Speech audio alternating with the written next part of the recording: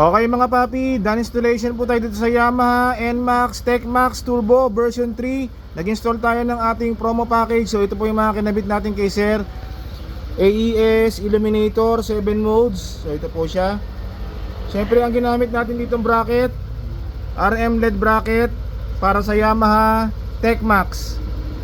So yan siya. So ito pong RM bracket, pwede po ito sa standard version tsaka sa TechMax, no. 2 years warranty. So napakatibay po niyan, RM LED bracket. So ito po yung kinabit na ilaw. So may mga mode to, pakita ko lang po sa inyo, 7 mode siya. So meron siya first mode niya, yung sa taas is spot white. Sa second mode, flood yellow.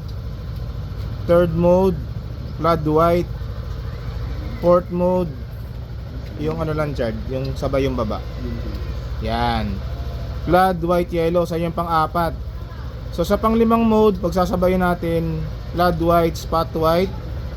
6 mode, flood yellow, spot white. Tapos ika 7th mode niya yung full blast. Ayan po. So napakaliwanag niyan, AES Illuminator. So ito yung ginamit natin mga switches dyan. Gumamit po tayo ng triple halo switch. Ito yung switch ng Illuminator. Tapos meron din siyang libre na passing. So kasama na sa package po ito. Naglagay tayo dyan. So bali pag nakapatay po, pwede siya mag-passing. Passing. Okay. So may passing po siya. Sa busina, ang in-install natin kay Sir, PIAA dual horn setup. Ito po yung ating stock horn selector. Naglagay tayo halo switch. So yan po. Bali pag naka-off yan, pag bumusina po yung stock horn, then may freebie na po siya na rapid horn. Para gumana, long press lang po yung horn button.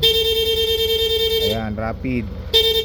Okay, then switch, PIA horn, long press, magra-rapid. Free na po yan, rapid tsaka combo light. So pinakabit na ni Sir yan, sinama na po niya. So rapid. Ayan, rapid. Ayan. Okay mga papi, so kung nagustuhan niyo po yung ganitong promo package natin para sa Yamaha NMAX TechMax Turbo, punta lang po sila dito sa Scooteristas online shop. Maraming salamat po.